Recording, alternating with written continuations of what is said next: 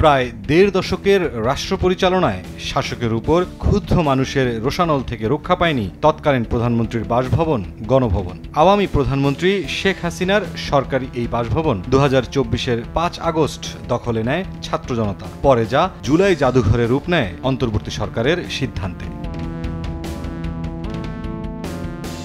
2026-এর ফেব্রুয়ারির ঘোষিত সময়ে জাতীয় নির্বাচন হলে নতুন প্রধানমন্ত্রীর বাসভবন কোথায় হবে এ নিয়ে শুরু হয় নতুন ভাবনা।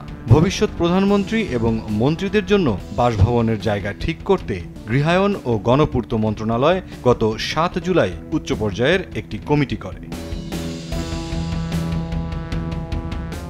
শুরুতে রাষ্ট্রীয় অতিথি ভবন যমুনা এবং হেয়ার রোডের 24 ও 25 নম্বর বাংলো বাড়িকে সমন্বিত পরিকল্পনার মাধ্যমে ভবিষ্যৎ প্রধানমন্ত্রীর বাসভবনের জন্য বিবেচনা করা হয়। পরে জাতীয় সংসদ ভবন চত্বরে অবস্থিত স্পিকার ও ডেপুটি স্পিকারের বাসভবনকে একীভূত করে প্রধানমন্ত্রীর বাসভবন করার ব্যাপারে সিদ্ধান্ত হয়। রোজকার সাধারণ খাবার এখন হবে অসাধারণ। প্রাণ স্বাদের মশলা, স্বাদ বাড়ায়, ঘ্রাণ ছড়ায়।